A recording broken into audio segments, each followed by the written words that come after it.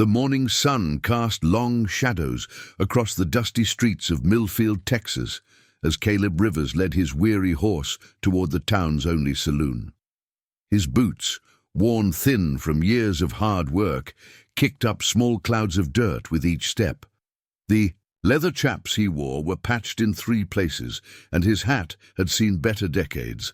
At 35, Caleb looked older, weathered by drought, debt, and disappointment. Before we jump back in, tell us where you're tuning in from, and if this story touches you, make sure you're subscribed, because tomorrow I've saved something extra special for you.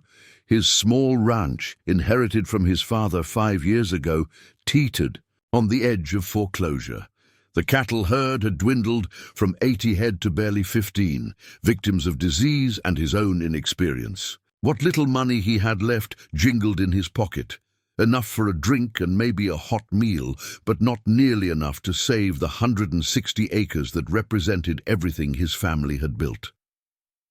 Caleb had ridden into town with a single purpose: to meet with Jeremiah Croft, the bank president, one last time. Maybe, just maybe, he could negotiate another extension on his loan. The alternative was losing everything and becoming one of the drifters he'd seen wandering from ranch to ranch, looking for work that grew scarcer each year.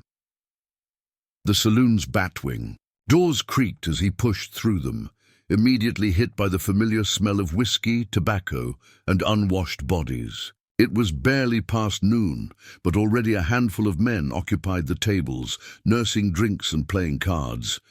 The bartender, a thick-set man named Murphy, nodded in recognition. "Whiskey?" Murphy asked, already reaching for a bottle. "Just one," Caleb replied, placing a coin on the scarred wooden bar.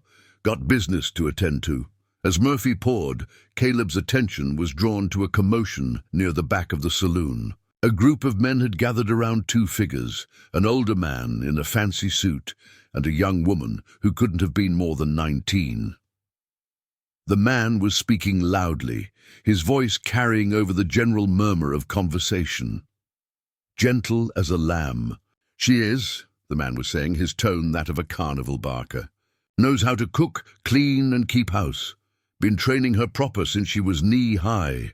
Caleb's blood chilled as he realized what he was witnessing. The man, who introduced himself as Edgar Whitmore, was essentially auctioning off the girl. Not explicitly, of course. He was careful with his words, talking about finding her a suitable arrangement and securing her future, but everyone in the room understood what was really happening. The girl, who Edgar called Emma, stood perfectly, still beside him. Her dark auburn hair was pulled back severely, and she wore a simple brown dress that had been mended in several places.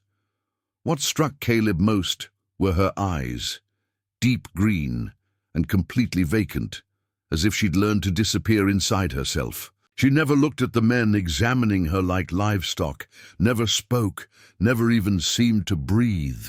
"She's been living with me since her mama died," Edgar continued, his hand resting possessively on Emma's shoulder. "But I'm getting on in years, and I can't provide for her much longer. Looking for a man of means who can give her the security she deserves." One of the men, a rancher named Bulls Murdoch, whom Caleb recognized as particularly cruel to his workers, stepped closer to Emma. "She healthy? Any illnesses or problems?" "Healthy as a horse," Edgar assured him. "Quiet, too. Won't give you any trouble or backtalk." Bulls reached out to lift Emma's chin, examining her face like he might inspect a horse's teeth. Emma remained motionless, but Caleb saw her hands clench into small fists at her sides. "What kind of arrangement are we talking about?" Bulls asked. Edgar smiled, the expression never reaching his eyes. "Well, I figure a man taking on such a responsibility deserves compensation for his generosity. Say $200 for her care and training over the years." The number hit Caleb like a physical blow. $200, more money than he'd seen in months, being casually discussed as the price for a human being. It was legal. Technically, Guardians could arrange marriages for their wards, especially when presented as financial arrangements for the girl's benefit. But legal didn't make it right. "I'll take her," Bull said without hesitation. "Got the money right here." As Bulls reached for his wallet, Caleb found himself moving before conscious thought took hold. The whiskey sat forgotten on the bar as he pushed through the small crowd. "Hold on," he said, his voice cutting through the negotiations. Edgar turned, eyeing Caleb's worn clothes with obvious disdain. "This is a private matter, friend. Move along." "Doesn't look private from where I'm standing," Caleb replied. He looked directly at Emma for the first time, and for just a moment those green eyes met his. In that instant, he saw not emptiness, but carefully hidden desperation. Bulls stepped forward, his face darkening. "Rivers, isn't it? Heard you're about to lose that pathetic ranch of yours. Don't reckon you're in any position to interfere with other folks' business." The words stung because they were true, but they also crystallized something in Caleb's mind. Here was this girl, trapped in a situation she had no control over, about to be sold to a man who would treat her worse than his cattle. And here was Caleb, facing his own powerlessness, his own inability to control his circumstances. But maybe, just maybe, he could control this one thing. "What if I matched his offer?" Caleb heard himself saying. The saloon went quiet. Edgar's eyebrows rose in surprise while Bulls laughed outright. "You?" Bulls scoffed. "With what money?" "Everyone knows you're broke, Rivers." Caleb's jaw tightened. It was true, he didn't have $200. But as he looked at Emma again, he saw something flicker in her expression. Hope, maybe, or just surprise that someone else had entered the bidding. "I've got assets," Caleb said, the lie coming easier than he expected. "The ranch, the cattle, worth more than what you're carrying in your pocket, Murdoch." Edgar's interest was clearly piqued. A struggling ranch was still a ranch, and land had value even if the owner was failing to make it profitable. "Now that's more like it," Edgar said, rubbing his hands together. "A man with property, even if he's having temporary difficulties. Shows character, shows promise." Bulls's face had gone red. "This is ridiculous. I was here first. I made the offer. And now there's a better offer on the table," Edgar replied smoothly. "Emma's future is what matters here, not who spoke up first." Caleb knew he was digging himself into a hole he might never climb out of, but something about Emma's situation called to him in a way he couldn't ignore. Maybe it was recognizing a fellow trapped soul, or maybe it was just that Bulls Murdoch represented everything Caleb hated about men with power over those who had none. "I can have the papers drawn up this afternoon," Caleb said, committing fully to the bluff. "Title transfer, marriage certificate, the whole arrangement." Emma's eyes widened slightly at the word marriage, but she still didn't speak. Edgar, however, was nodding enthusiastically. "A proper marriage arrangement," he mused, "much more respectable than other possibilities. Yes, I think Emma would be very fortunate indeed." Bulls threw his hat on the ground in frustration. "This is a load of horseshit, Edgar. You know this man's got nothing but debt and dying cattle." "Mind your language," Edgar said primly. "We're discussing a young lady's future here." The irony of Edgar's sudden concern for propriety wasn't lost on anyone, but Caleb pressed his advantage. "The land's worth 5 times what you're asking," he said. "Good water rights, decent grazing, just needs proper management." It wasn't entirely a lie. The land did have potential if someone had the capital to improve it and the knowledge to manage it properly. Caleb had neither. But Edgar didn't. "Need to know that." "Well," Edgar said, looking between Bulls and Caleb, "I suppose it comes down to what's best for Emma, a cash payment or a more substantial arrangement." Bulls was visibly furious, but he also knew when he was outmaneuvered. "Fine," he spat. But when this fool loses everything in 6 months, don't come crying to me." He stormed out of the saloon, leaving behind a tension that slowly began to dissipate. Edgar turned his attention fully to Caleb, dollar signs practically visible in his eyes. "Shall we discuss terms?" Edgar asked. For the next hour, Caleb found himself negotiating the most important deal of his life, with money he didn't have, and promises he wasn't sure he could keep. Edgar proved to be a shrewd businessman, demanding to see property deeds and asking pointed questions about Caleb's financial situation. Caleb managed to deflect most of the inquiries by focusing on the land's potential value and his plans for improvement. He spoke confidently about expanding the herd, improving irrigation, and diversifying crops, all things he'd thought about but never had the resources to attempt.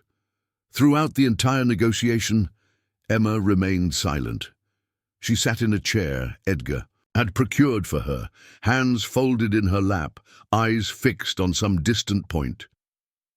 Caleb found himself stealing glances at her, trying to read her thoughts. Did she want this arrangement? Did she have any choice in the matter?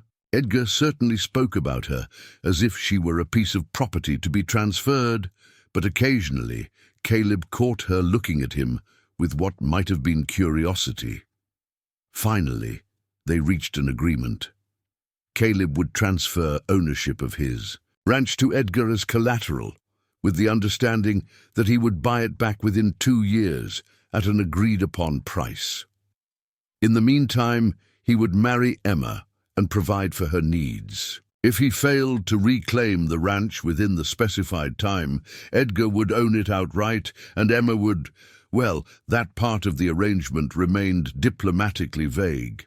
Preparing and narrating this story took us a lot of time, so if you are enjoying it, subscribe to our channel. It means a lot to us. Now back to the story. As they shook hands on the deal, Caleb felt a mixture of terror and determination. He'd just bet everything he owned on his ability to turn his failing ranch into a profitable enterprise within 2 years. More than that, he'd taken responsibility for another person's life and welfare. "Excellent," Edgar said, clearly pleased with the outcome. "Emma, go collect your things. You'll be leaving with Mr. Rivers this afternoon." Emma stood without a word and left the saloon. Edgar watched her go with satisfaction. "You've made an excellent choice, Rivers," he said. "Emma's been well trained. She won't give you any trouble, and she knows how to make a man comfortable.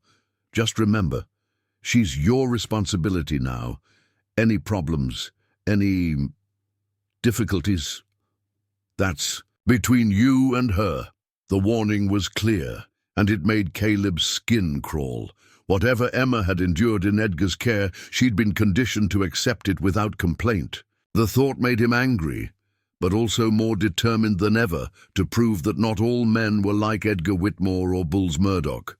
When Emma returned, she carried a small cloth bundle that apparently contained all her worldly possessions. She'd changed into a slightly better dress, still brown, still mended but cleaner. Her hair remained severely pulled back, and she still wouldn't meet anyone's eyes directly. "Ready?" Caleb asked gently. Emma nodded once, a barely perceptible movement. Edgar clapped Caleb on the shoulder with false bonhomie. "Take good care of her, Rivers. She's a valuable asset when properly managed." The word asset made Caleb's jaw clench, but he simply nodded and guided Emma toward the saloon doors. As they stepped out into the afternoon sunlight, Caleb realized he had no idea what happened next. He'd just acquired a wife, mortgaged his future, and committed to turning around a failing ranch, all within the span of 2 hours. The ride back to his ranch was conducted in complete silence. Emma rode behind him on his horse, her small hands gripping his belt for stability. She felt fragile against his back, like a bird that might take flight at the first sudden movement. Caleb's property sat in a valley between 2 low hills, about an hour's ride from Millfield. The house was small but solidly built. 2 rooms, a stone fireplace, and a covered porch that faced east toward the sunrise. The barn needed repairs, and the fencing was in poor condition, but the land itself was good. Rolling grassland with a creek running through it, plenty of room for cattle if he could figure out how to keep them healthy and profitable. As they approached the house, Caleb felt a stab of embarrassment. What must Emma think of this place? It was clean enough, but sparse, and clearly the home of a man living alone. No curtains on the windows, no flowers in the yard, no feminine touches whatsoever. He helped Emma down from the horse, noting again how carefully she moved, as if expecting pain or criticism at any moment. "It's not much," he said, gesturing toward the house. "But it's home." Emma looked around the property with those unreadable green eyes. For a moment, Caleb thought he saw something like relief cross her features, but it was gone so quickly he might have imagined it. "Come on," he said. "I'll show you around." The house tour didn't take long. The main room served as kitchen, dining, and sitting area, with a stone fireplace dominating one wall. Caleb's bedroom was small and functional, with a single bed and a dresser that had belonged to his mother. The second room, which had been his father's study, was now mainly used for storage. "You can have the bedroom," Caleb said quickly, realizing how the arrangement might appear. "I'll sleep in the main room, or we can figure out something else. I mean, I know this is all sudden, and I don't want you to think—" He trailed off, realizing he was babbling. Emma was watching him with what might have been surprise. Clearly, she'd expected different treatment. "Thank you," she said softly. They were the first words he'd heard her speak, and her voice was lighter than he'd expected, almost musical despite its careful restraint. "Are you hungry?" Caleb asked. "I've got some beans and salt pork, maybe some biscuits from yesterday." Emma nodded, then seemed to catch herself. "I can cook," she said. "If you'd like. I mean, if that's what you want." The careful phrasing broke Caleb's heart a little. She was so obviously waiting for instructions, for someone to tell her what was expected. "Only if you want to," he said. Well, I guess we're partners now, in this arrangement. You don't have to do anything you don't want to do." Emma stared at him for a long moment, as if trying to determine whether he was serious. Finally, she nodded toward the kitchen area. "I'd like to cook," she said, "if there are ingredients." Caleb showed her where he kept his meager supplies: beans, flour, salt pork, a few canned vegetables, and some spices his mother had left behind. Emma examined everything with the focused attention of someone assessing available resources. "I can make something decent with this," she said, and for the first time there was a hint of confidence in her voice. As Emma began preparing their meal, Caleb found himself studying her movements. She worked with quiet efficiency, testing the stove's temperature, organizing ingredients, chopping vegetables with practiced precision. It was clear she knew her way around a kitchen, but more than that, she seemed to take genuine pleasure in the work. "You're good at this," Caleb observed. Emma paused in her chopping. "My mother taught me before she died. She said cooking was one of the few ways a woman could create something beautiful every day." It was the longest sentence she'd spoken, and it revealed more about her background than anything Edgar had said. Caleb found himself wanting to know more about her mother, about her life before Edgar, about what she'd endured and what she'd lost. But he sensed that pushing for information would only make her retreat back into silence. Instead, he contented himself with watching her work and trying to ignore the growing awareness that his impulsive decision in the saloon had changed both their lives in ways he couldn't yet comprehend. The meal Emma prepared was simple but delicious. Beans seasoned with herbs, salt pork fried crisp, and biscuits that were somehow lighter and more flavorful than anything Caleb had managed to produce in months of bachelor cooking. They ate in relative silence, but it wasn't the strained quiet of the afternoon. Emma seemed more relaxed now, as if the familiar ritual of preparing and sharing food had given her some sense of normalcy. "This is really good," Caleb said honestly. Best meal I've had since I can remember. Emma's cheeks colored slightly. Thank you. As they finished eating, the sun was beginning to set behind the hills. Caleb realized he needed to address the practical arrangements of their situation. About sleeping arrangements, he began carefully. Like I said, you can have the bedroom. I'll set up a bedroll in here by the fire. It's actually warmer anyway. Emma looked at him with that same surprised expression she'd worn earlier.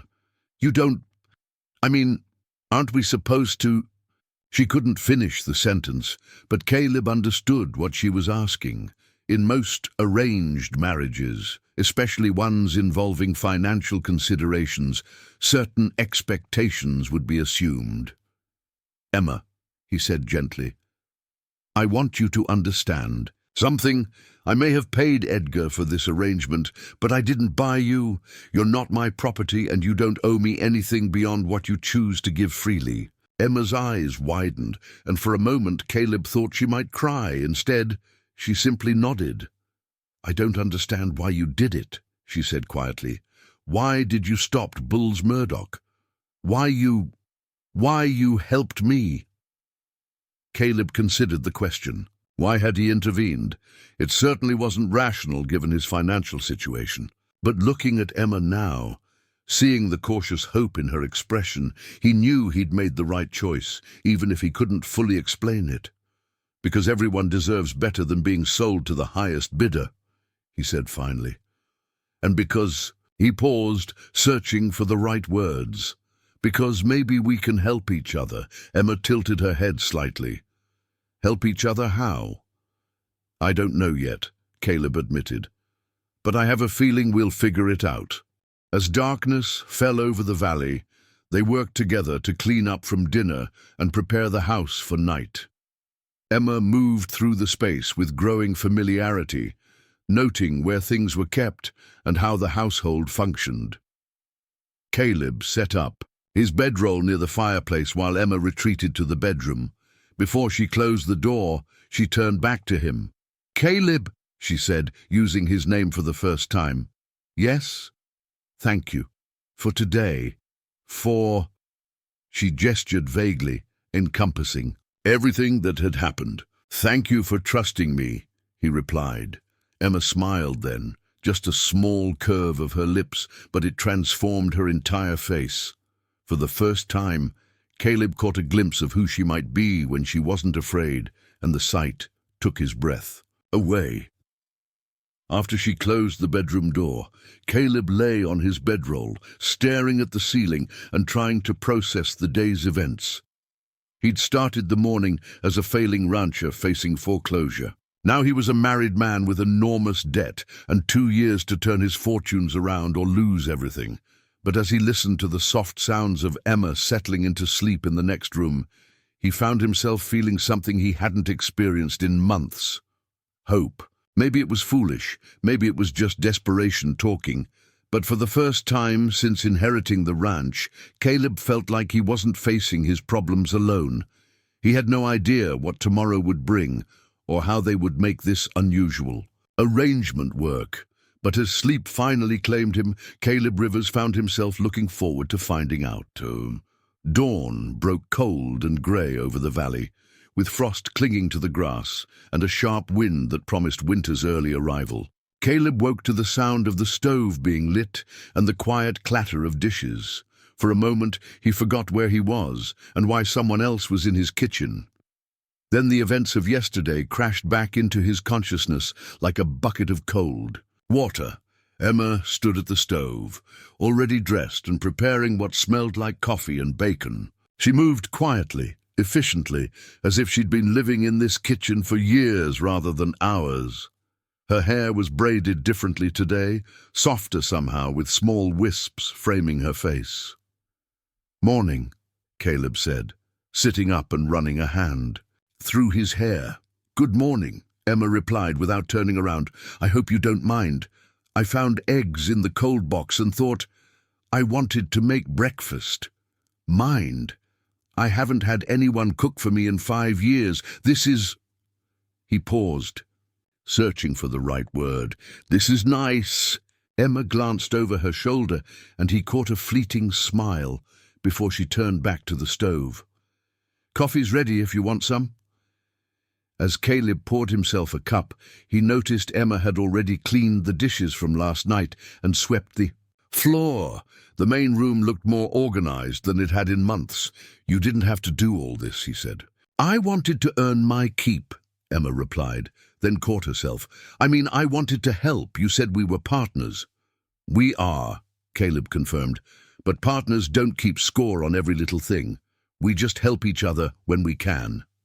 Emma set a plate in front of him, eggs cooked perfectly, bacon crisp, and biscuits that were somehow even better than yesterday's. As they ate, Caleb found himself studying her face in the morning light. Without the severe hairstyle and with some color in her cheeks, she looked younger, more vibrant. "Tell me about the ranch," Emma said suddenly. "What needs to be done? What are the challenges?" Caleb appreciated that she hadn't said problems, though they both knew that's what she meant. He outlined the situation honestly: the failing cattle, the poor fencing, the debt to the bank, and now the additional complication of his arrangement with Edgar. "So we have 2 years to make this place profitable enough to buy back from Edgar and pay off the bank," Emma summarized when he finished. "We?" Caleb raised an eyebrow. "You said we were partners," Emma reminded him. "That means your problems are my problems now, doesn't it?" There was something different in her voice this morning, a determination that hadn't been there yesterday, as if overnight she'd decided to stop being a victim and start being a participant in her own life. "I suppose it does," Caleb agreed. "Any ideas?" Emma was quiet for a moment, staring out the window at the rolling pasture. "My mother used to say that when you're in a hole, the first thing to do is stop digging." Meaning we need to figure out what's causing the cattle to get sick before we lose any more of them. Caleb felt a spark of hope. Emma was thinking like a partner already, and she was right. He'd been so focused on trying to increase his herd, size that he'd never properly addressed why the animals kept dying. After breakfast, they walked out to examine the cattle. Caleb's remaining 15 head were clustered near the creek, and even to his untrained eye, several looked poorly. Their coats were dull, and they moved listlessly. Emma approached the animals fearlessly, examining them with surprising knowledge. She checked their eyes, felt along their necks, and studied their droppings with clinical detachment. "Have you had a veterinarian look at them?" she asked. "Can't afford one," Caleb admitted. "Been treating them myself with what remedies I know." "What remedies?" Caleb described his amateur attempts at livestock care, and Emma listened with growing concern. "You've been giving them too much salt supplement," she said finally, "and I think that creek water might be contaminated. See how murky it is down here where they drink?" Caleb looked where she pointed.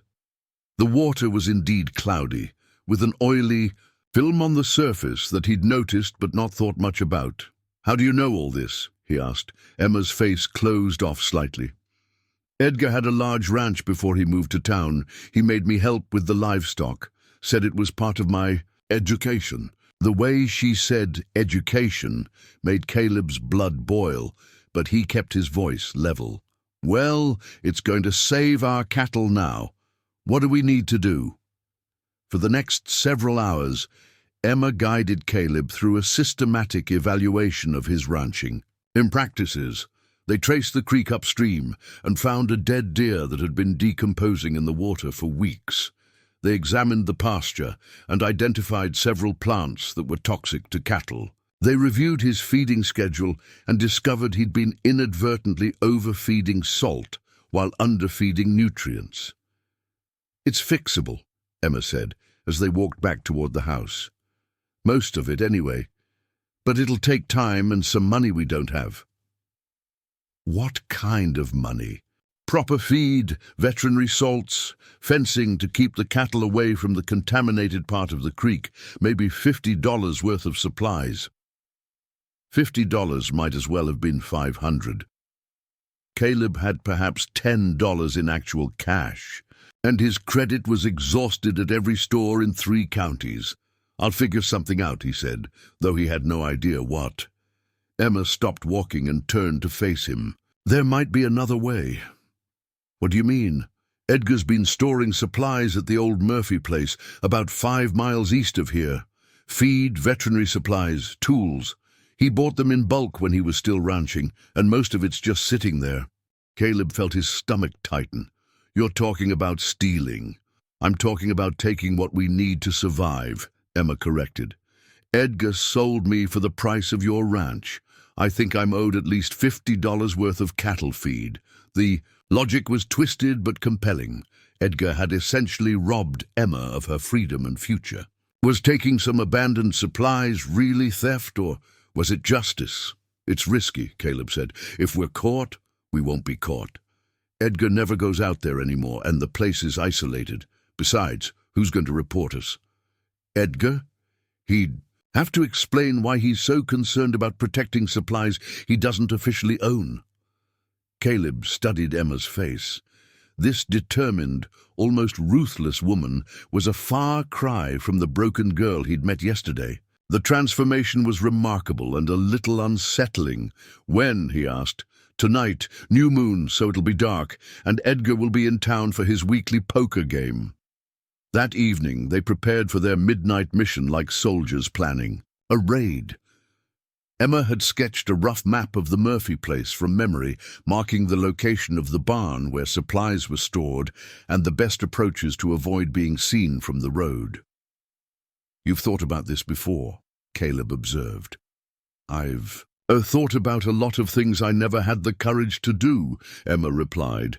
"Being with Edgar, it teaches you to plan, to think ahead, to always have an escape route ready."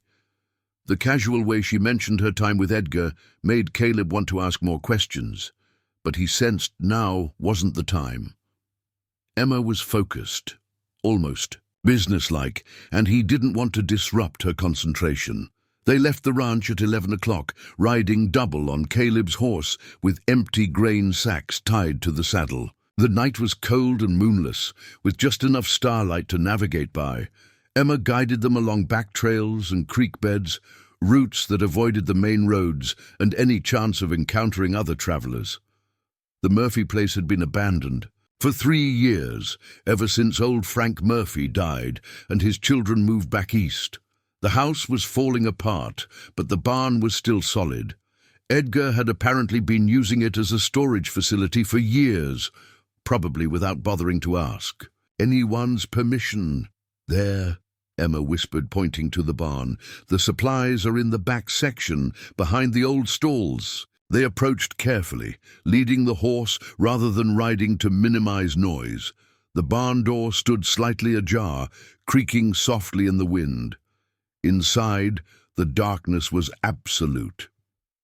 Caleb lit a small lantern and kept it shielded while Emma led him to the storage area. What they found exceeded their expectations.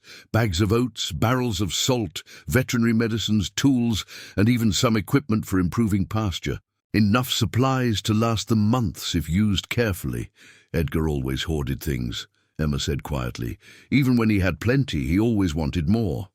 They worked quickly and quietly, filling their sacks with the most essential items: cattle, feed, proper salt supplements, and basic medicines. Caleb felt a twinge of guilt about taking things that didn't belong to him, but one look at Emma's determined face reminded him of the larger injustices they were trying to correct. As they prepared to leave with their second load, they heard the sound of hoofbeats approaching. Caleb doused the lantern immediately, and they froze in the darkness of the barn. "Someone's coming," Emma breathed in his ear. Through a gap in the barn wall, they watched 2 riders approach the house.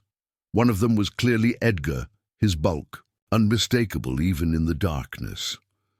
The other was a man Caleb didn't recognize, younger, with the hard look of someone accustomed to violence. "The poker game must have ended early," Emma whispered, and Caleb could hear the fear creeping into her voice for the first time that night. They watched as Edgar and his companion dismounted and approached the house. Edgar was carrying a lantern, and his voice carried clearly in the still night air. "Should be enough here to get us through the winter," Edgar was saying. "After that, we'll see about expanding the operation." "What about the girl?" the other man asked. "You sure this Rivers fellow can pay what he promised?" Edgar laughed, the sound cold and unpleasant. "Rivers is a fool. He's got no money and no prospects. Within 6 months, he'll default on our agreement, and I'll own his ranch free and clear. Then I'll take the girl back and find someone who can actually afford her." Caleb felt Emma stiffen beside him. Edgar had never intended to honor their agreement. He'd been planning to reclaim Emma all along, probably after letting Caleb exhaust himself trying to improve the ranch. "And if Rivers caused trouble?" the younger man asked. "Then we'll handle it like we handled Murphy's objections to me using his barn," Edgar replied casually. The implication hung in the air like a threat. Frank Murphy hadn't just died. He'd been killed, probably for discovering Edgar's illegal use of his property. Emma grabbed Caleb's arm, her fingers digging into his flesh. They were trapped in the barn with 2 dangerous men between them and their horse. If Edgar decided to check on his supplies, Edgar and his companion spent nearly an hour at the house, apparently discussing business Caleb couldn't quite hear. Finally, they mounted up and rode away, Edgar's laughter echoing across the empty landscape. Caleb and Emma waited another hour before daring to move, making sure the men were truly gone before resuming their loading. But the atmosphere had changed. What had started as a desperate attempt to save their cattle had become something much more serious. "He never meant to let me go," Emma said, as they finally rode away from the Murphy place. "The whole arrangement was just a way to get your ranch." "I know," Caleb replied, "but it doesn't change anything. We still need to save the cattle, and we still need to make the ranch profitable." "It changes everything," Emma said fiercely. "Don't you see? He's not going to honor the agreement no matter what we do. In 6 months, he'll find some excuse to declare you in default, and then—" She didn't finish the sentence, but Caleb understood. Edgar would take back the ranch, reclaim Emma, and probably make sure Caleb couldn't interfere again. "Then we make sure he can't do that," Caleb said. "How?" "I don't know yet, but we've got 6 months to figure it out." The ride home was conducted in tense silence, both of them processing what they'd learned. By the time they reached the ranch, dawn was beginning to break over the eastern hills. As they unloaded their supplies, Emma suddenly stopped and looked at Caleb with an expression he couldn't read. "Why are you doing this?" she asked. "You could just walk away, leave the ranch, leave me, start over somewhere else." Caleb considered the question as he carried a bag of oats into the barn. Why was he fighting for a failing ranch and a woman he'd known for 2 days? It would be easier to cut his losses and start fresh somewhere Edgar couldn't find them. But as he looked at Emma, dirty and tired, but with fire in her eyes, he realized he couldn't abandon her any more than he could abandon the land his father had worked so hard to build. "Because some things are worth fighting for," he said simply, "and because running away never solved anything." Emma studied his face for a long moment. "You're going to get yourself killed." "Maybe, but I'd rather die fighting than live as a coward." Something shifted in Emma's expression, a recognition perhaps, or a decision being made. "Then we fight. Together," she said. "Partners." "Partners," Caleb agreed. As the sun rose over their valley, they began implementing Emma's plan to restore the health of the cattle. They diverted the animals away from the contaminated section of creek, treated them with proper medicine, and adjusted their feed to include the nutrients they'd been lacking. Within days, the improvement was noticeable. The cattle moved with more energy, their coats began to shine, and several that had been obviously sick started showing signs of recovery. "It's working," Caleb said one afternoon as they watched the herd grazing peacefully in the clean pasture. "This is just the beginning," Emma replied. "We've stopped them from getting sicker. Now we need to make them profitable. Over the following weeks, Emma proved to be a wealth of knowledge about ranching that Caleb had never possessed. She knew how to identify the best breeding stock, how to maximize grazing efficiency, and how to prepare for winter in ways that would minimize losses. But more than her knowledge, it was her determination that impressed Caleb. Emma approached every challenge with methodical intensity, as if she was fighting a personal war against failure itself. "Where did you learn all this?" Caleb asked one evening as they reviewed their plans for expanding the herd. "My mother taught me some of it," Emma said. "She grew up on a ranch before she married my father. But most of it I learned from Edgar." Her voice turned bitter at the mention of Edgar's name. "He said a woman should know how to manage property in case something happened to her husband. Of course, he never intended for me to use that knowledge for my own benefit." Caleb was beginning to understand that Emma's time with Edgar had been both a curse and an education. He'd mistreated her terribly, but he'd also inadvertently prepared her to be exactly the partner Caleb needed. "He made a mistake," Caleb observed. "What do you mean?" "He taught you to be strong and smart and resourceful, then expected you to stay. Weak and dependent, that's not how it works." Emma looked at him with surprise. "Most men would want their wives to be weak and dependent." "Most men are fools," Caleb replied. "I'd rather have a partner who can think and fight and help solve problems. What good is a wife who can't take care of herself?" It was a radical opinion for 1885, and they both knew it. But as Emma smiled, a real, genuine smile that transformed her entire face, Caleb realized he meant every word. Their partnership was becoming something neither of them had expected. They worked together seamlessly, complementing each other's skills and covering each other's weaknesses. Emma's knowledge combined with Caleb's determination was beginning to transform the struggling ranch into something that might actually succeed. But even as things improved, they both knew Edgar was out there waiting and planning. The confrontation that was coming would test everything they'd built together, their partnership, their trust, and their growing feelings for each other. Neither of them spoke about those feelings yet, but they were there, growing stronger with each shared challenge and each small victory. What had started as a desperate arrangement was becoming something deeper, something that might actually deserve the name marriage.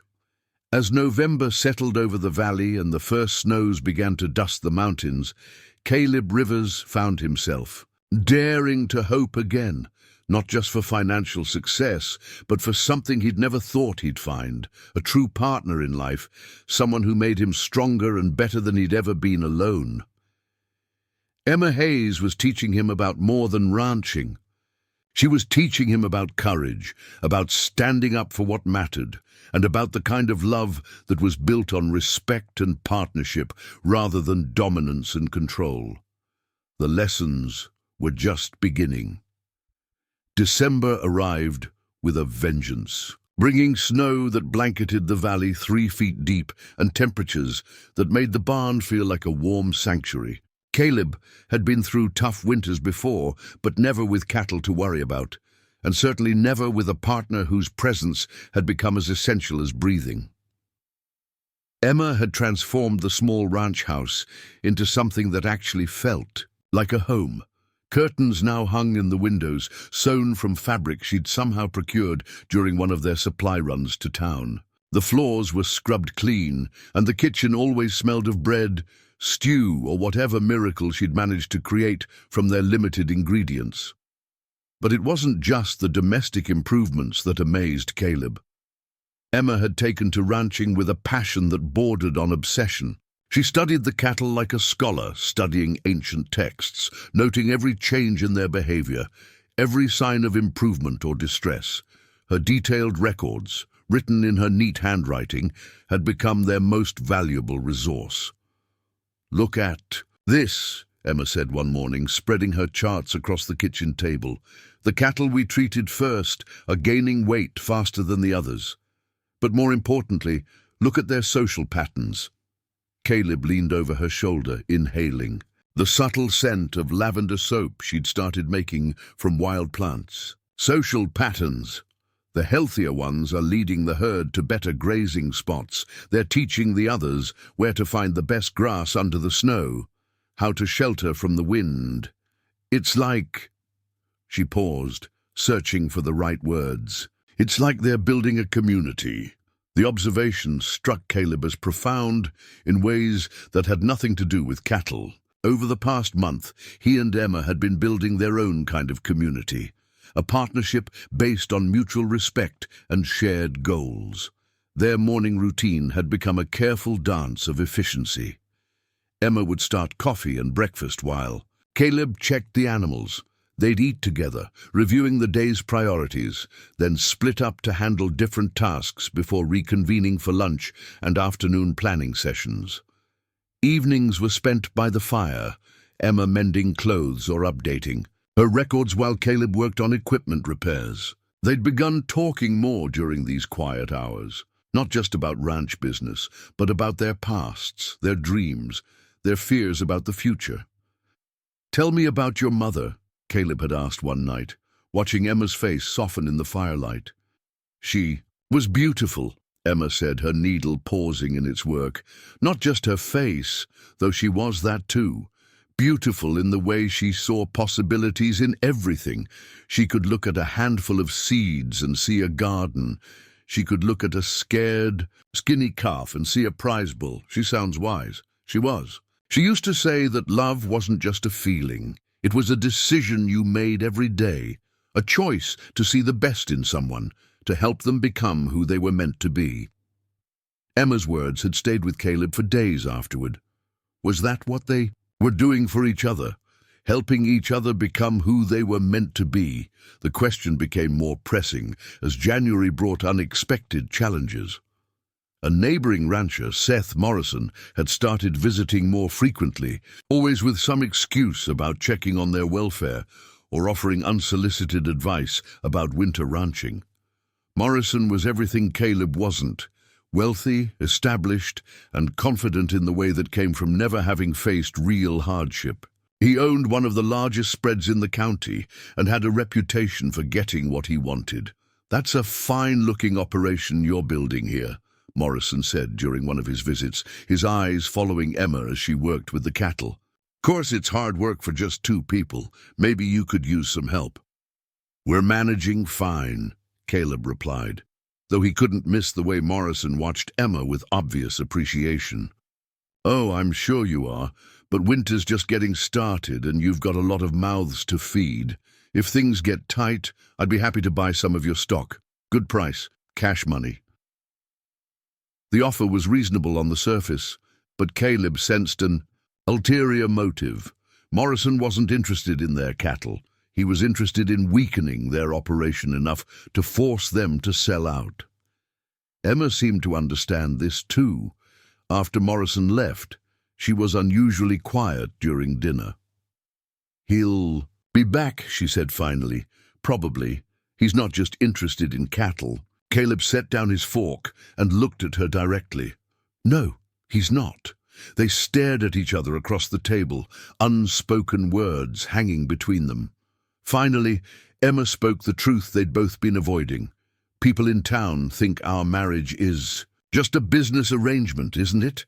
Caleb asked, though the question felt wrong even as he said it. Emma's green eyes held his steadily. "Is it?" The question hung in the air like smoke from a dying fire. Caleb found himself studying Emma's face, the determined set of her jaw, the intelligence in her eyes, the way her hair caught the lamplight. When had she stopped being the broken girl he'd rescued and become this remarkable woman he couldn't imagine living without? "I don't know what this is," he said honestly, "but I know it's more than business." Emma's smile was soft and complicated. "Good. Because Seth Morrison is going to try to convince me I'd be better off with a real husband. And what will you tell him? That I already have one." The words hit Caleb like a physical force, not because they were romantic. Emma's tone was matter-of-fact, almost businesslike, but because they carried an assumption that their partnership was permanent, that whatever they were building together was worth protecting. Emma, he began, then stopped. What was he trying to say? That he cared about her? That somewhere along the way caring had become something deeper? That the thought of losing her to Morrison or anyone else made his chest feel tight with panic? I know, Emma said softly, as if she could read his thoughts. I feel it too. The moment stretched between them, heavy with possibility and fear. Then Emma reached across the table and took his hand. The first time she touched him voluntarily since that night in the saloon. We don't have to name it, she said. We don't have to figure it out all at once, but we need to protect it, whatever it is. Caleb squeezed her hand gently. How? By making this ranch so successful that no one can question our partnership. By proving that what we have works. It was a practical approach to an emotional problem which was very much Emma's style, but as Caleb looked into her eyes, he realized she was offering him something precious, time to let their relationship develop naturally, without pressure or expectations. Then we'd better get to work, he said. February brought their first real test. A late blizzard struck without warning, trapping them in the house for 3 days, while wind howled and snow piled against the windows. Caleb had been through winter storms before, but never with the responsibility of keeping cattle alive and a partner he couldn't bear to disappoint. On the second day, when the wind finally died enough for them to venture outside, they discovered that several cattle had broken through a section of fencing and wandered into the worst part of the storm. Emma and Caleb spent hours in waist-deep snow, following tracks and calling for the missing animals. They found 3 of them huddled in a grove of trees, cold and scared, but alive. The 4th, a young bull that had been one of their healthiest animals, was lying motionless in a snowdrift. Is he dead? Emma asked, her voice barely audible over the wind. Caleb knelt beside the animal, checking for signs of life. The bull's breathing was shallow and irregular, but he was alive. Barely. We need to get him back to the barn, Caleb said. Get him warm and dry. How? He must weigh 800 pounds. Caleb looked around desperately. The barn was nearly a quarter-mile away, and carrying the bull was impossible. But leaving him meant certain death. The horses, Emma said suddenly. We can rig a drag with ropes. It was dangerous and probably foolish, but it was their only option. They spent the next hour constructing a makeshift sled from fence boards and rope, then carefully maneuvering the unconscious bull onto it. The journey back to the barn was a nightmare of slipping horses, broken rope, and moments when Caleb was certain they were going to lose both the bull and their own lives in the snow. But Emma refused to give up, constantly adjusting their rigging, encouraging the horses, and somehow maintaining her optimism even when everything seemed hopeless. When they finally reached the barn, both of them were exhausted, soaked, and nearly frozen. But the bull was alive, and Emma immediately began the process of warming and treating him. Rub his legs like this, she instructed, showing Caleb how to massage circulation back into the animal's limbs. Keep talking to him. Animals can hear you even when they're unconscious. For the next 6 hours, they worked together to save the bull's life. Emma prepared warm mashes and administered medicine, while Caleb maintained the heat and kept the animal's circulation active. They took turns staying awake, monitoring the bull's condition through the night. By morning, the bull was standing on shaky legs, drinking water and showing interest in food. He would recover completely. But more importantly, Caleb had learned something crucial about the woman he'd married. You never gave up, he said, as they finally stumbled back to the house for breakfast and rest. Neither did you, Emma replied. But you knew what to do. You've done this before. Emma was quiet for a moment. My first winter with Edgar, he made me help save a horse that had fallen through ice. Told me if the horse died, I'd be sleeping in the barn until spring.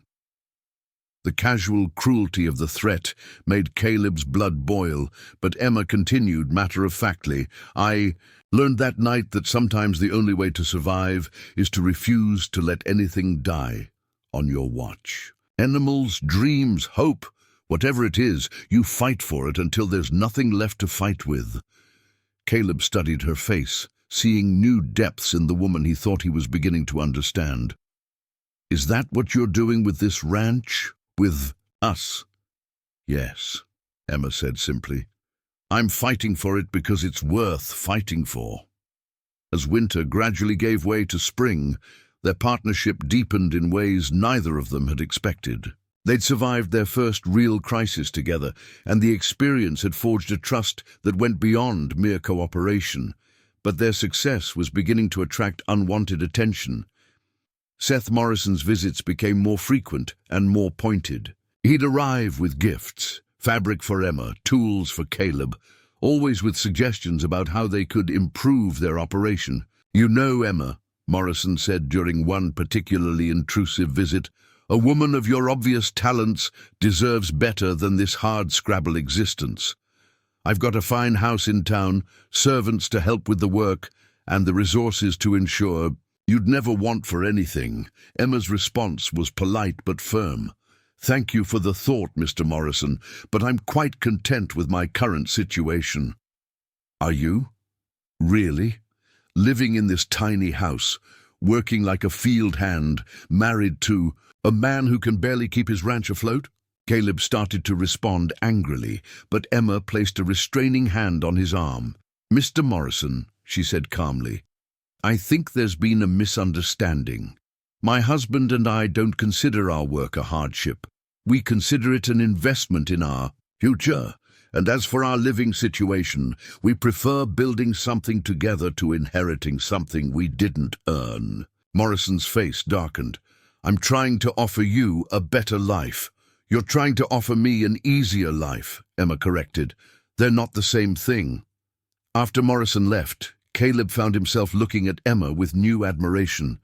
She'd handled the wealthy rancher's advances with more grace and intelligence than Caleb could have managed. "Why?" he asked. "Morrison could give you everything. A big house, fine clothes, social position. Why choose this?" Emma was quiet for a long moment, staring out at their small herd, grazing peacefully in the spring grass. "Because this is ours," she said finally. "Everything we have, we built together. Every cow that survives, every fence we repair, every dollar we earn. It's proof that we can make something good together." She turned to face him, and Caleb saw something in her eyes that made his heart race. "With Morrison, I'd be an ornament. Beautiful, perhaps, but useless. With you, I'm a partner. You don't want to possess me or control me. You want me to be strong, to contribute, to be myself. Do you know how rare that is?" Caleb felt something shift inside his chest, a recognition that what he felt for Emma had moved far beyond gratitude or partnership into territory that scared him with its intensity. "Emma," he began, but she held up a hand. "I know," she said. "I feel it too, but we have time. Let's not rush into words we might not be ready for." It was wise advice. But as spring turned toward summer and their ranch continued to flourish, Caleb found it harder and harder to ignore the truth that was growing between them. Whatever they were building together, partnership, friendship, love, it was changing them both in ways that went far beyond business arrangements or mutual convenience. Emma was teaching him that real love wasn't about possession or control, but about helping each other become the best versions of themselves. And somewhere, in the process of learning that lesson, Caleb Rivers was falling completely and irrevocably in love with the remarkable woman who had chosen to build a life with him. The only question was whether she was falling in love with him too, or whether she simply appreciated having a partner who treated her as an equal. Time would tell, but as Caleb watched Emma work with their cattle, her face bright with satisfaction and determination, he found himself hoping that time would be on their side. May brought wildflowers to the valley, and with them a sense of possibility that Caleb hadn't felt since his father's death. Their cattle herd had grown to 23 head through careful breeding and the addition of 3 calves born healthy and strong. Emma's meticulous care and Caleb's growing confidence as a rancher had transformed their struggling operation into something that might actually turn a profit.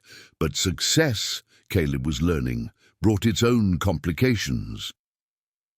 The first sign of trouble came during their monthly trip to Millfield for supplies. As they loaded feed and household goods into their wagon, Caleb noticed people staring, not the curious glances they'd received in the early days of their marriage, but something harder, more calculating.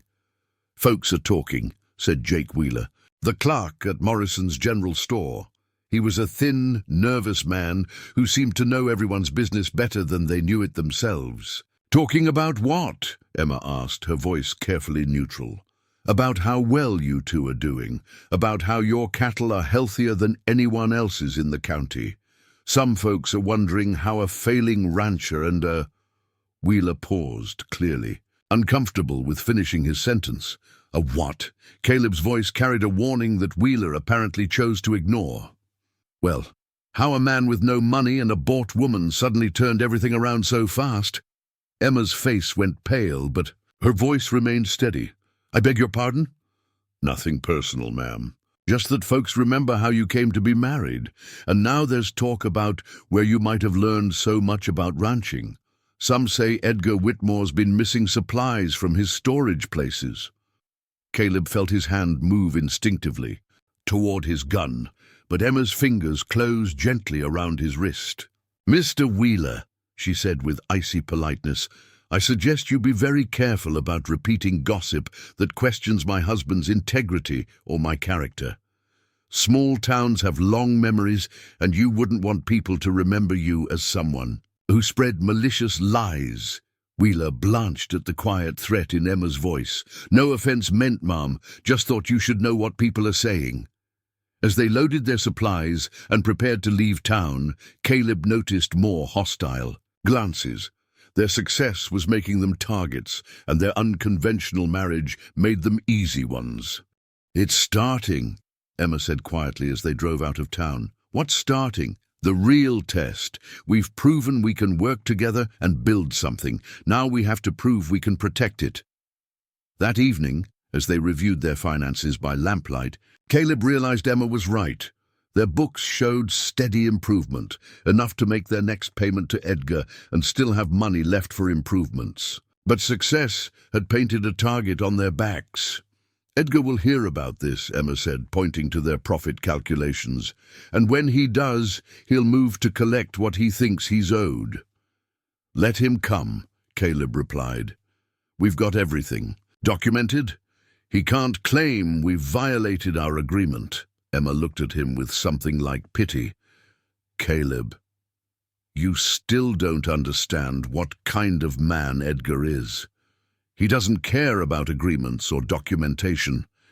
He cares about getting what he wants, and he'll use whatever means necessary." As if summoned by their conversation, Edgar Whitmore arrived the next morning with 2 companions Caleb didn't recognize. They rode up to the ranch house with the casual arrogance of men accustomed to taking what they pleased. "Rivers," Edgar called out, not bothering to dismount.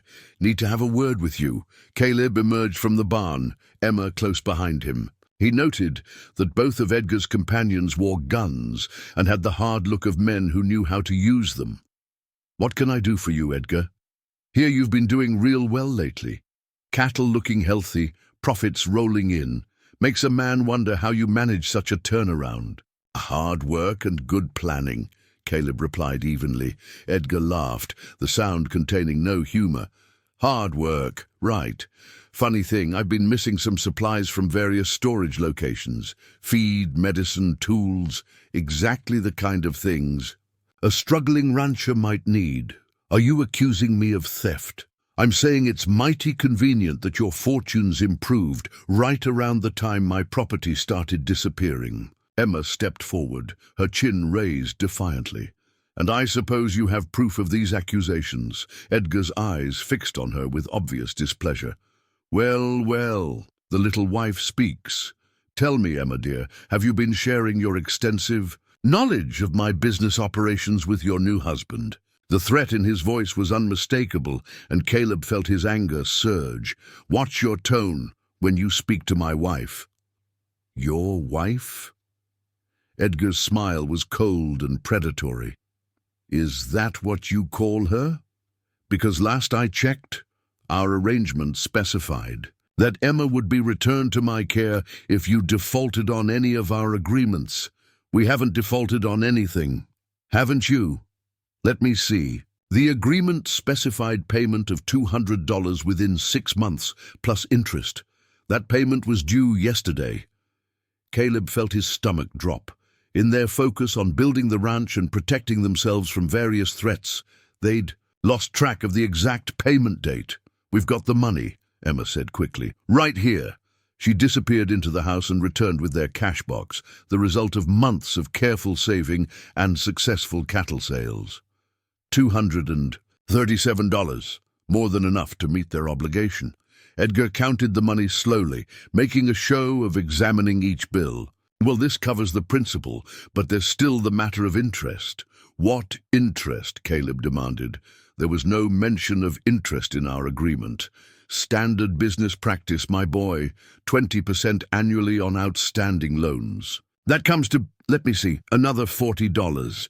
It was extortion, pure and simple, but Edgar held all the legal cards. The original agreement had been verbal, with only a hastily scrawled receipt as documentation. We don't have $40 in cash, Emma said carefully, but we can arrange payment within the week. I'm afraid that won't do. The agreement specifies payment in full on the due date. Failure to meet those terms constitutes default. One of Edgar's companions, a scarred man with dead eyes, moved his hand closer to his gun. The message was clear. However, Edgar continued, I'm not an unreasonable man.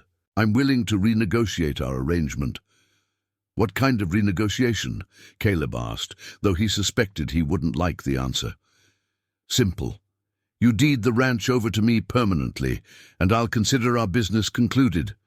Emma can return to my care, where she belongs, and you can walk away with your life.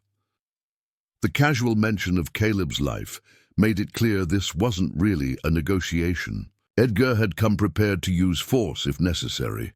And if we refuse? Emma asked. Edgar shrugged. Then I'll be forced to take steps to protect my interests. Small accidents happen on remote ranches. Animals get sick, buildings catch fire, people disappear.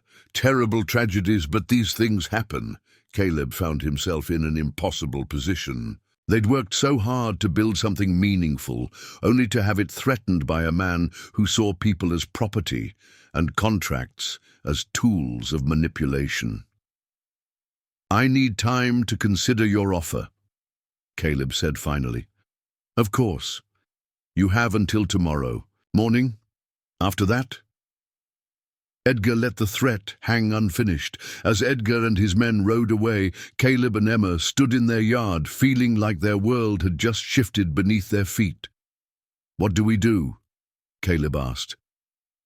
Emma was quiet for a long moment, staring at the mountains that surrounded their valley. When she spoke, her voice was calm but determined. We run. What? Tonight, we take what we can carry, drive the cattle north toward Denver, and disappear, start over somewhere Edgar can't find us. Caleb stared at her. You want to abandon everything we've built? I want to save our lives. Edgar isn't bluffing, Caleb. He'll kill you and take me back, and there's nothing we can do to stop him legally. There has to be another way. Emma turned to face him, her green eyes blazing with intensity. This is the other way. We save ourselves and start again. It's what my mother would have done. But even as she spoke, Caleb could see the pain in her expression. Running meant abandoning not just their physical achievements, but everything they'd built together. Their partnership, their growing love, their proof that they could create something beautiful and lasting. What if we fight? Caleb asked. 3 of them, 2 of us, and they have the law on their side. Those aren't good odds. Maybe the odds don't matter. Emma stared at him as if he'd lost his mind. What are you talking about? You taught me something these past months. About fighting for what matters, about not letting things die on your watch. Well, this matters, Emma. What we've built here, what we've become together, it matters more than my life. Not to me, it doesn't, Emma said fiercely. Your life matters. More than any ranch, any cattle, any amount of money. If we lose you, we lose everything that really counts. The raw emotion in her voice hit Caleb like a physical blow. In that moment, he realized that what he'd been too afraid to acknowledge was reflected back at him in Emma's eyes. She loved him, not as a partner or protector, but as a man, completely and without reservation. Emma, he began, but she held up her hand. Don't say it. Not now, not when we might lose everything. Just promise me you won't throw your life away for pride. Caleb pulled her into his arms, feeling her trembling against his chest.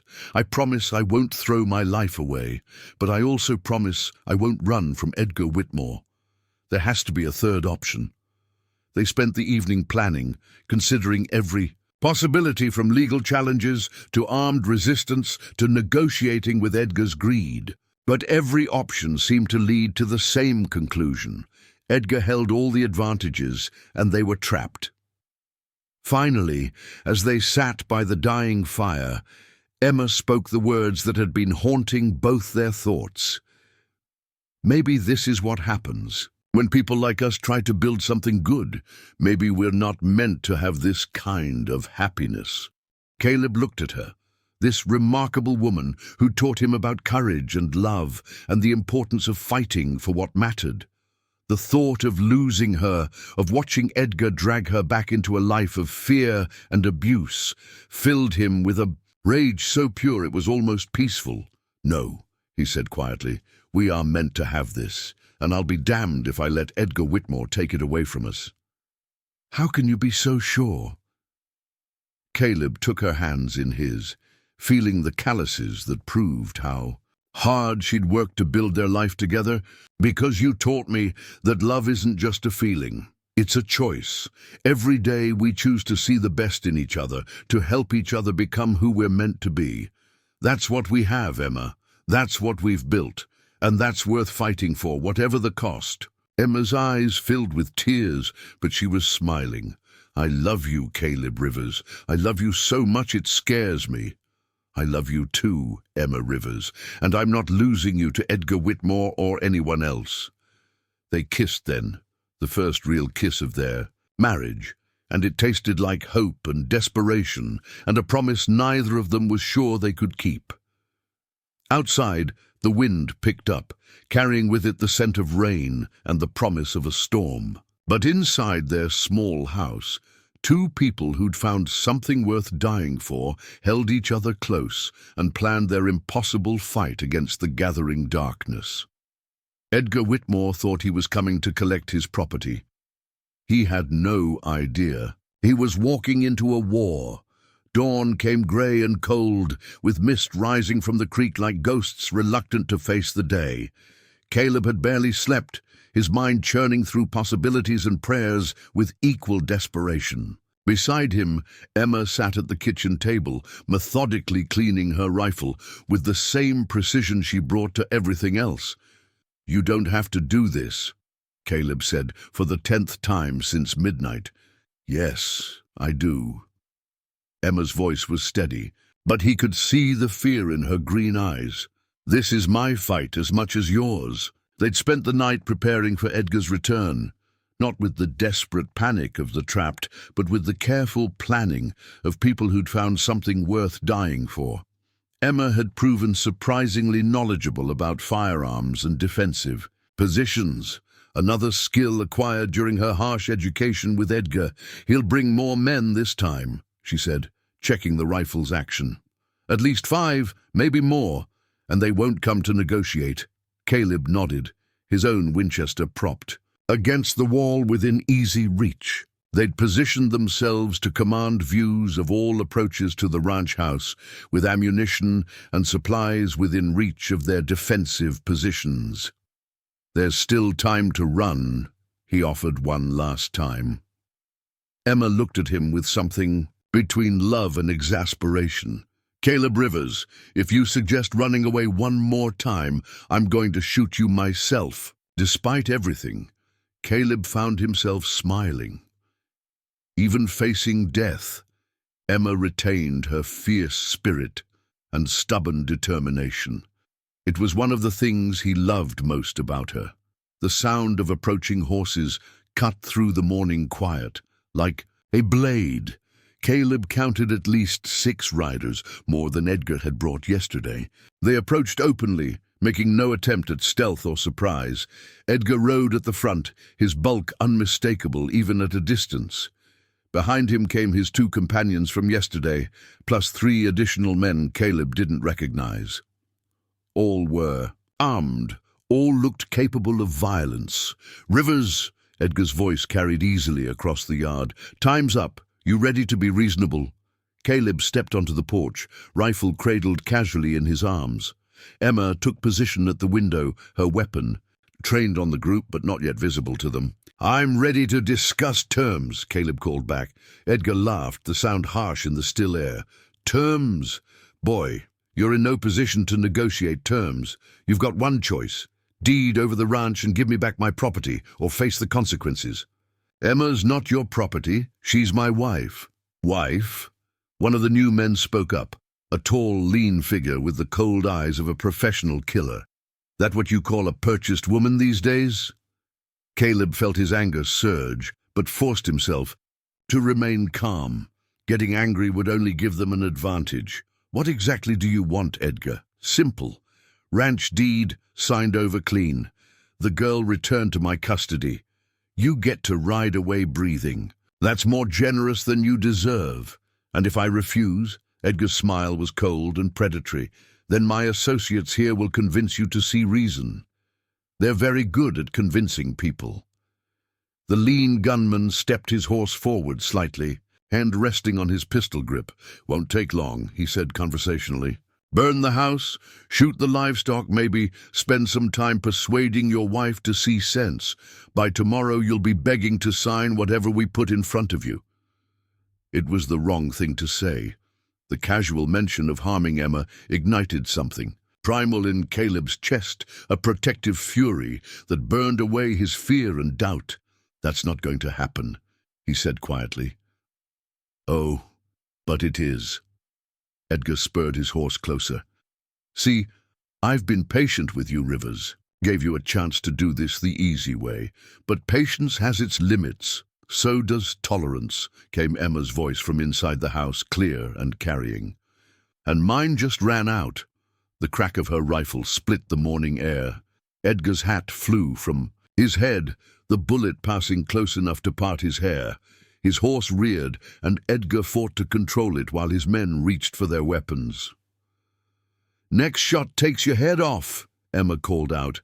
"Anyone else want to test my aim?" Caleb used the moment of confusion to bring his own rifle to his shoulder, sighting on the lean gunman who seemed most likely to cause trouble. "Seems like we have ourselves a standoff," Edgar said, once he'd gotten his horse under control.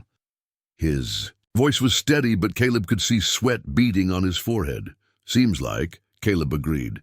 "Question is, what happens next?" "What happens next is you realize you're outnumbered 6-2 and you come to your senses. Maybe. Or maybe you realize that 2 people fighting for their home have advantages you don't." It was a bluff, but Edgar didn't know that. The truth was they were hopelessly outgunned, and everyone present knew it. But Emma had bought them precious moments with her demonstration of marksmanship, and Caleb intended to use every second. "Tell you what," Edgar said, apparently deciding to try a different approach. "I'm a reasonable man. Keep the ranch. Hell, keep the girl if you want her that badly. All I want is compensation for my losses. Say $500, and we call it even. $500. They didn't have 50, much less 500. Edgar knew it, which meant this was just another form of torture. "Don't have it," Caleb said simply. "Then we're back to the original plan." Edgar's voice hardened. "Boys, I think Mr. and Mrs. Rivers need some persuasion. The lean gunman drew his pistol in one smooth motion, faster than anything Caleb had ever seen. But Emma was faster still.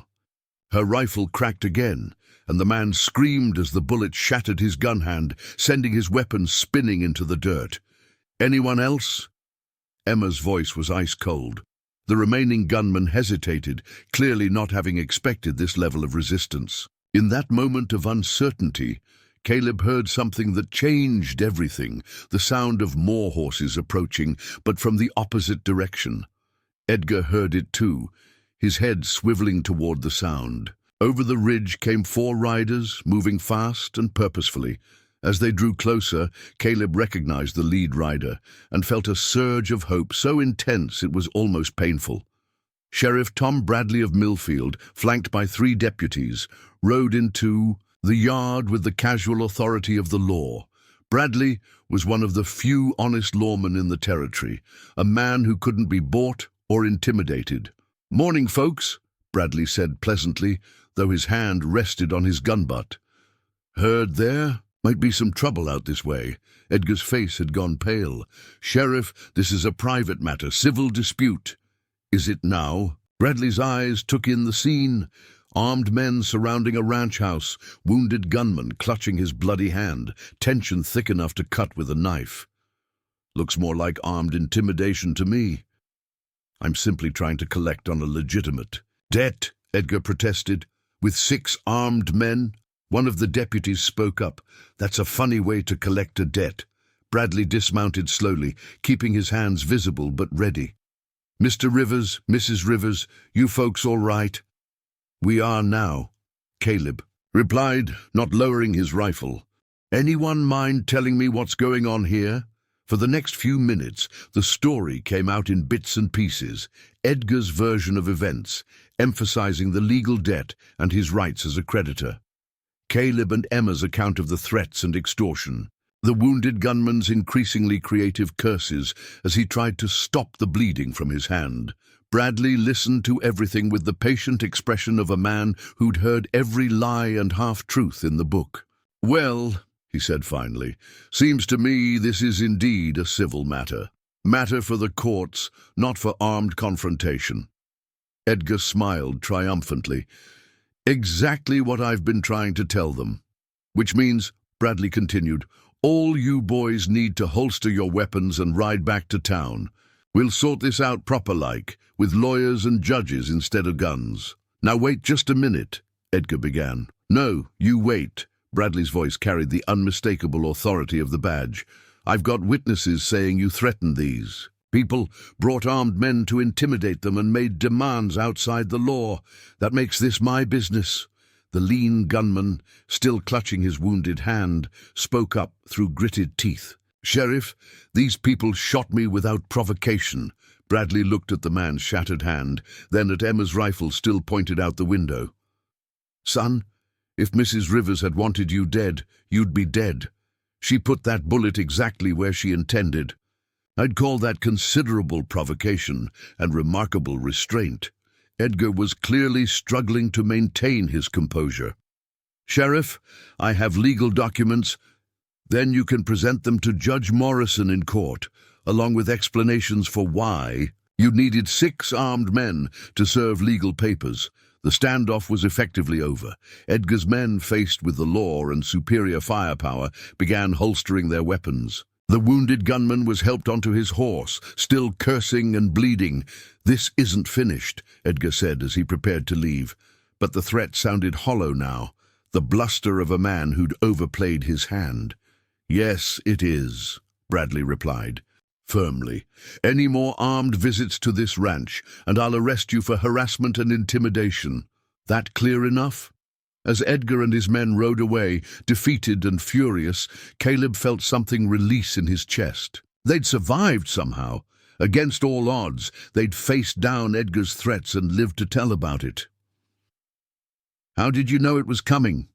Caleb asked Bradley as the sheriff prepared to leave. Bradley smiled. "Got an interesting visitor last night. Young lady named Sarah Morrison. Seems she'd heard her father talking about Edgar's plans, and she didn't much like what she heard. Sarah Morrison, Seth Morrison's daughter. Caleb had met her briefly in town, a quiet girl who seemed to disapprove of her father's business practices. She rode all the way to town to warn you, said she couldn't stand by and watch good people get hurt by men like Edgar Whitmore. Brave girl, takes courage to stand up to your own family. As the sheriff and his deputies rode away, Caleb and Emma stood in their yard, alive and free, but emotionally drained by the morning's events. We did it, Emma said softly, as if she couldn't quite believe it. We did, Caleb agreed, pulling her into his arms. Though I think we had more help than we realized. Emma looked up at him, her green eyes bright with unshed tears. People were watching, weren't they? People who cared what happened to us. Seems like maybe we're not as alone as we thought. They held each other in the morning sunlight, two people who'd faced their worst fears and emerged stronger for it. The crisis was over, but Caleb knew that what they'd experienced had changed them both in fundamental ways. Emma had taught him something profound about love during those terrifying moments, that real love made people brave enough to face anything, that it gave them strength they never knew they possessed, and that sometimes the most important battles aren't won by the strongest fighters, but by the people who had the most to lose and the determination never to surrender it. The courthouse in Millfield had never seen a case quite like Rivers versus Whitmore. Word had spread throughout the county about the armed standoff at the ranch, and by the time Judge Harold Morrison called the court to order, every seat was filled with curious townspeople eager to witness the legal resolution of what had become local legend. Caleb sat at the plaintiff's table with Emma beside him, both dressed in their finest clothes, which wasn't saying much, but they carried themselves with the dignity of people who had nothing to hide. Across the aisle, Edgar Whitmore huddled with his expensive lawyer from Denver, a slick man in a tailored suit who looked deeply uncomfortable with his client's reputation. Judge Morrison, no relation to Seth Morrison despite the shared name, was known for his fairness and his intolerance of legal manipulation. A lean man in his 60s with steel-grey hair and piercing blue eyes, he commanded respect through competence rather than bluster. "This court will come to order," Judge Morrison announced, his gavel striking with authority. "We're here to resolve the matter of a disputed contract and allegations of harassment and intimidation." Edgar's lawyer, a man named Pemberton, rose first. "Your Honor, this is a simple matter of debt collection. My client entered into a legitimate agreement with Mr. Rivers, providing him with valuable consideration in exchange for collateral. When Mr. Rivers defaulted on the terms, objection, interrupted the court-appointed lawyer, representing Caleb and Emma. Thomas Wright was young but sharp, a recent law school graduate who'd taken their case pro bono after hearing about Edgar's tactics. "There's no evidence of default and considerable evidence of bad faith on Mr. Whitmore's part." Judge Morrison held up his hand. "I'll hear the evidence before I hear the arguments. Mr. Whitmore, please take the stand." What followed was a masterful dismantling of Edgar's case. Under Wright's careful questioning, Edgar was forced to admit that the original agreement had been deliberately vague about payment terms. He struggled to explain why he'd needed 6 armed men to collect a civil debt. Most damaging of all, he couldn't provide a satisfactory explanation for how he'd acquired guardianship over Emma in the first place. "Mr. Whitmore," Wright asked, "can you produce the legal documents establishing your guardianship over Miss Hayes?" Edgar's face reddened. "Her mother appointed me before she died. It was all legal." "I see. And where are these appointment papers?" "They were lost in a fire." "How convenient. And the witnesses to this appointment?" "Dead. All dead." Judge Morrison's expression grew increasingly skeptical as Edgar's story unraveled. When Emma took the stand, her testimony was devastating. "Mr. Whitmore was never my legal guardian," she said clearly. "He married my mother when I was 16, and after she died, he simply claimed authority over me. When I questioned this, he beat me and told me no one would believe a girl over a respectable businessman." Emma's calm recounting of Edgar's abuse sent murmurs through the courtroom. Several women in the gallery were openly weeping by the time she finished. "And the arrangement with Mr. Rivers?" Wright prompted. "Mr. Whitmore was selling me," Emma said bluntly. "Not arranging a marriage, not protecting my interests, selling me to the highest bidder. Mr. Rivers rescued me from that fate."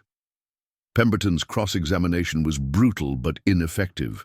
Emma answered every question with unwavering honesty, her composure never breaking even when he tried to suggest she was lying or confused. The turning point came when Wright called Sarah Morrison to the stand. Seth Morrison's daughter was barely 18, a quiet girl with intelligent eyes who clearly understood the significance of her testimony. "Miss Morrison," Wright began, "did you overhear a conversation between your father and Mr. Whitmore regarding Mrs. Rivers?" Sarah's voice was soft but clear. "Yes, sir. They were discussing Mr. Whitmore's plans to reclaim Emma and the ranch. My father was excited about the possibility of acquiring the property after Mr. Whitmore forced the Rivers family out. And what did you do with this information?" "I rode to town and informed Sheriff Bradley. I couldn't stand by and watch good people be destroyed by greed and corruption." Seth Morrison, sitting in the gallery, looked like he wanted to disappear into the floor. His daughter's testimony had implicated him in Edgar's scheme and revealed his true character to the entire community. The trial's climax came when Wright presented evidence that Edgar had never actually owned the supplies stored at the Murphy place. He'd been stealing them from various sources for years, using the abandoned barn as a distribution center for his illegal activities. "Your Honor," Wright said, holding up documentation provided by Sheriff Bradley, "Mr. Whitmore has been running a theft ring, stealing supplies from ranches throughout the county and reselling them for profit. The items Mr. and Mrs. Rivers allegedly stole were actually stolen property to begin with." Edgar's lawyer requested a recess to confer with his client, but the damage was done. When court reconvened, Pemberton made a half-hearted attempt to salvage the case, but Judge Morrison had heard enough.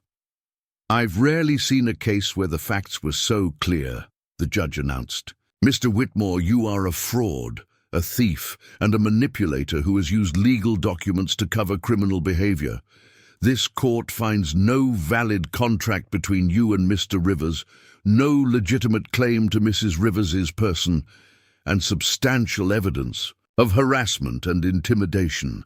The gavel fell with finality. "Case dismissed. Furthermore, I'm ordering Sheriff Bradley to investigate Mr. Whitmore's business practices and file appropriate criminal charges." The courtroom erupted in applause as Edgar slumped in his chair, defeated. His lawyer gathered his papers and fled, clearly wanting no further association with his discredited client. As they left the courthouse, Caleb and Emma were surrounded by well-wishers and supporters. People who had been suspicious of their unconventional marriage were now eager to congratulate them on their victory. "Mrs. Rivers," called out Martha Patterson, the banker's wife, "I hope you'll consider joining our ladies' auxiliary. We could use someone with your strength and character." Emma smiled graciously. "I'd be honored, Mrs. Patterson." Young Sarah Morrison approached them shyly as they reached their wagon. "Mrs. Rivers, I wanted to apologize for my father's behavior. And to say, well, you've shown me what courage looks like." Emma embraced the girl warmly. "You showed plenty of courage yourself, Sarah. Standing up to family takes more strength than standing up to strangers." As they drove home through the afternoon sunlight, Caleb reflected on how much had changed since that desperate day in the saloon. They'd not only won their legal battle, they'd gained something he'd never expected: acceptance and respect from their community. "We did it," Emma said, echoing his thoughts. "We really did it. "We did more than that," Caleb replied. "We proved that two people who choose to stand together can overcome anything." Emma moved closer to him on the wagon seat, her hand resting on his arm. "What happens now? Now we build the life we want, together." The ranch that greeted them looked different somehow, not physically, but in terms of what it represented. No longer a struggling operation maintained by desperation, it was now the foundation of something larger, a real home, a genuine partnership, and a love that had been tested by fire and proven unbreakable. That evening, they sat on their porch, watching the sunset paint the mountains in shades of gold and purple. Their cattle grazed peacefully in the pasture, healthy and strong. The garden Emma had planted showed the first green shoots of summer vegetables. Everything spoke of permanence, of a future they could build together. "Caleb," Emma said softly, "I want to tell you something." "What's that?" "When I was with Edgar, I used to dream about what freedom would feel like. I imagined it would be like flying, weightless, unlimited, able to go anywhere and do anything." Caleb waited, sensing there was more. "But I was wrong," Emma continued. "Freedom isn't about having no connections or responsibilities. Real freedom is choosing your connections, choosing what you're responsible for, choosing who you want to become." She turned to look at him, her green eyes reflecting the last light of day. "I chose you, Caleb, not because I had to, not because I was grateful, but because you're the person I want to build a life with. You make me stronger and braver and better than I ever thought I could be." Caleb felt his throat tighten with emotion. "You taught me what love really means, Emma. Before you, I thought love was about possession, about having someone belong to you. But you showed me it's about partnership, about helping each other become who you're meant to be. And who are we meant to be?" Caleb considered the question, thinking about everything they'd accomplished together, the ranch they'd saved, the battles they'd won, the community they'd earned a place in. "Happy," he said finally. "We're meant to be happy." Emma laughed, the sound carrying across the valley like music. "That's a good answer." 3 months later, their happiness was complete when Dr. Hawkins from Millfield confirmed what Emma had suspected for weeks. She was carrying Caleb's child. The news filled them both with a joy so intense it was almost frightening. "A baby," Caleb said wonderingly as they sat in the doctor's office, still processing the information. "Our baby," Emma corrected, her hand resting protectively over her still flat stomach. As autumn arrived, bringing with it the anniversary of their first meeting, Caleb and Emma hosted a harvest celebration that drew neighbors from throughout the valley. Their success had inspired other struggling ranchers, and several had sought Emma's advice on cattle management and ranch improvement. "You've become quite the teacher," Caleb observed, as he watched Emma explaining pasture rotation to a group of fascinated farmers. "I learned from the best," she replied, squeezing his hand. Edgar Whitmore, meanwhile, had disappeared from the territory entirely. Some said he'd been arrested in Denver on theft charges. Others claimed he'd fled to California to avoid prosecution. Emma didn't care where he'd gone, as long as he stayed gone. Seth Morrison had been quietly ruined by his association with Edgar's schemes. His ranch was for sale, and his family had moved back east to escape the scandal. His daughter, Sarah, however, had chosen to stay in Millfield, working as a teacher and living as an example of courage overcoming family legacy. As winter settled over the valley once again, Caleb and Emma prepared for the arrival of their child. With the same methodical care they brought to everything else. The nursery was ready, their finances were stable, and their love had deepened into something unshakable. "Do you ever regret it?" Emma asked one snowy evening as they sat by the fire, her hands busy with baby clothes, while Caleb reviewed their accounts. "Regret what?" "That day in the saloon, taking such a risk on someone you didn't know." Caleb set down his papers and looked at his wife, for that's what she truly was now, in every sense that mattered. Her auburn hair caught the firelight, and her face glowed with the health and happiness of pregnancy. Emma, that was the smartest thing I ever did in my life, not because of what it got me, but because of who it let me become. And who did it let you become? The man you needed me to be, the man I always wanted to be, but never had the courage to try. Emma smiled, that radiant expression that still took his breath away. That's what love does, isn't it? It makes us brave enough to become our best selves. Is that another lesson from your mother? No, Emma said softly. That's a lesson from you. Outside, the wind sang through the valley, but it no longer sounded lonely.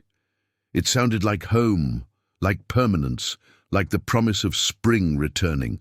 After the longest winter, Caleb Rivers had started as a struggling cowboy, facing failure and foreclosure. Through love, partnership, and the courage to stand up for what mattered, he'd become something more, a husband, a father-to-be, and a man who'd learned that the greatest victories weren't won on battlefields or in courtrooms, but in the quiet moments when two people chose to build something beautiful together. The transformation was complete, but the story was just beginning. 25 years had transformed the valley in ways that would have seemed impossible to the desperate man who'd once ridden into Millfield with his last few dollars. The Rivers Ranch now sprawled across 3,000 acres, its buildings and fences, speaking of prosperity, earned through decades of careful work and wise decisions. Caleb stood on the hill overlooking their land, his hair now silver at the temples, and his face lined with years of sun and laughter. At 60, he moved with the measured confidence of a man who'd built something lasting. Beside him, Emma pointed out various features of their operation to their newest visitor, a young woman from the back east who was writing about successful ranching families for a national magazine. The secret, Emma was saying, her voice still carrying that musical quality that had captured Caleb's heart so many years ago, isn't in the size of your operation or the amount of money you start with. It's in understanding that everything, every animal, every acre, every relationship requires daily attention and care. The writer scribbled notes furiously, clearly fascinated by Emma's calm wisdom. At 44, Emma had become something of a legend in ranching circles, known throughout the territory for her innovative approaches to cattle breeding and her ability to turn failing operations into profitable enterprises. Mrs. Rivers, the writer asked, what would you say to women who feel trapped by their circumstances, who believe they have no power to change their lives? Emma was quiet for a moment, her gaze moving across the valley where their children played.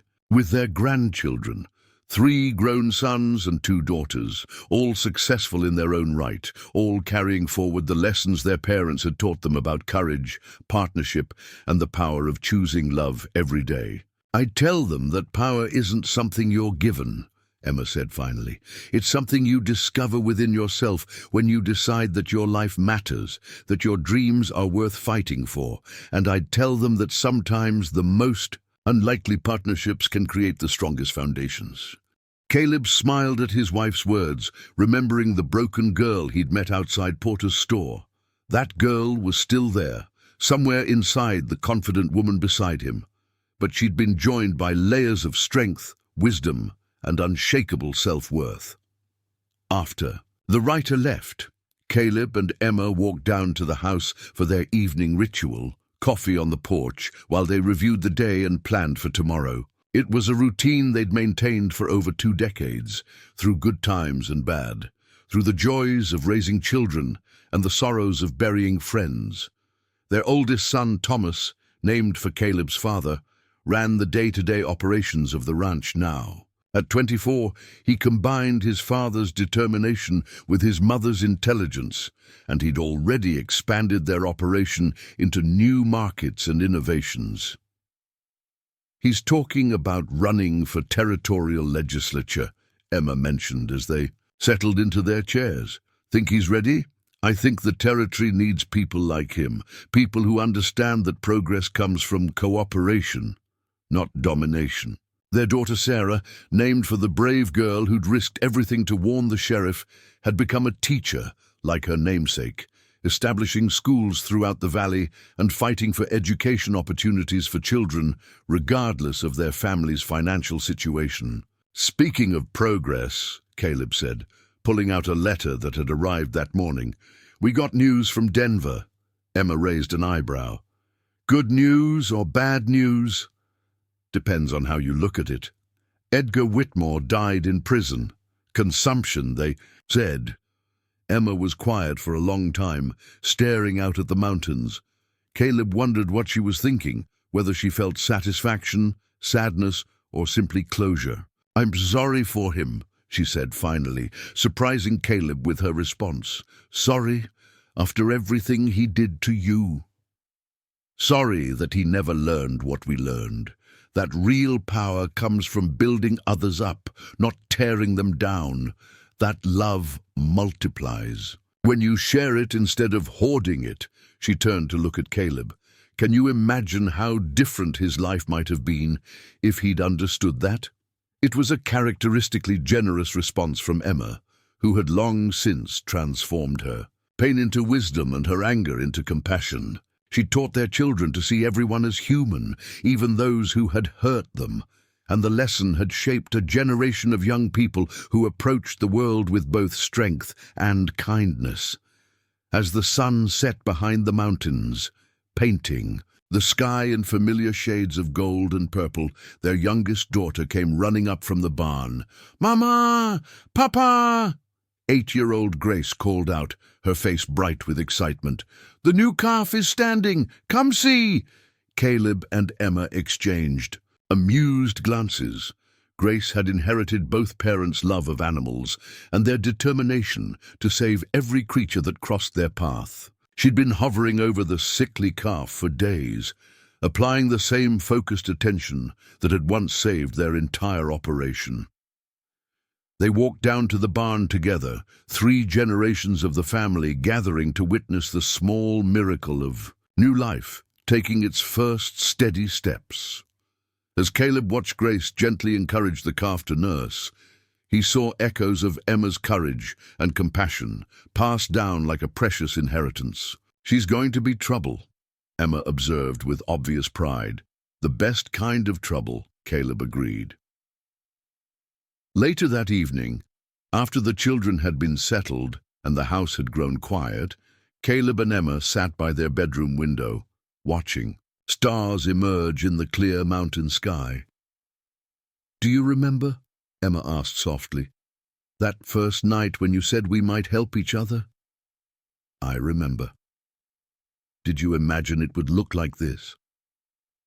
Caleb considered the question, thinking about the scared, desperate man he'd been and the remarkable woman who'd transformed his understanding of everything that mattered. "I couldn't have imagined this," he said honestly. "I was too afraid, too focused on just surviving to dream about actually thriving." "What changed?" "You did. You taught me that love isn't about rescuing someone, it's about believing in them, so completely that they start believing in themselves."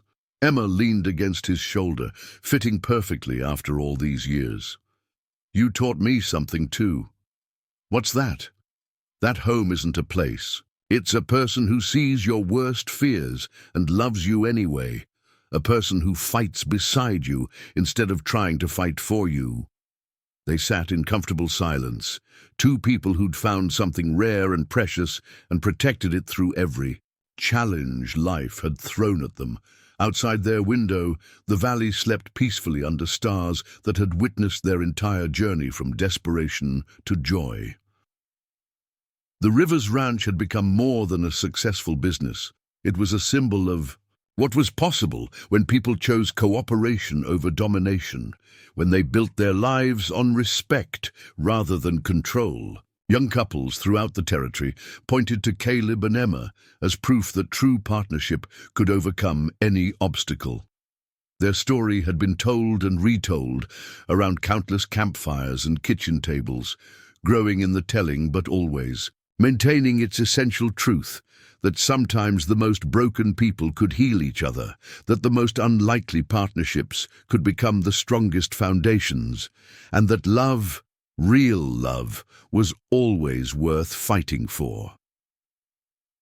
As they prepared for bed, Emma paused at her dresser, picking up a small wooden box that contained her most precious mementos. Inside were dried flowers from their first garden, a piece of lace from her wedding dress, and a letter their son Thomas had written from college, thanking them for showing him what a marriage should look like. But the item she treasured most was a simple piece of paper, the receipt from that first desperate transaction that had brought them together. She'd kept it all these years, not as a reminder of pain, but as proof of how far they'd traveled. "Sometimes I wonder," Emma said, holding the faded document, "what would have happened if you hadn't been in that saloon that day?" Caleb took the paper from her hands, studying the crude handwriting that had once represented their entire relationship. "Someone else would have stepped up," he said with quiet confidence. "Maybe not that day, maybe not in that way, but someone would have seen what you were worth and fought for it." "How can you be so sure? Because you were always meant for something better than what Edgar had planned for you. The universe doesn't waste people like you, Emma Rivers. It finds a way to set them free." Emma smiled, the expression still capable of taking Caleb's breath away after all these years. "The universe had help. It had a cowboy who was brave enough to risk everything for a stranger. I wasn't brave, I was desperate. Sometimes they're the same thing." As they settled into bed, Caleb reflected on the truth of Emma's words. Maybe courage wasn't about being fearless. Maybe it was about being so afraid of losing something precious that you found strength you never knew you possessed.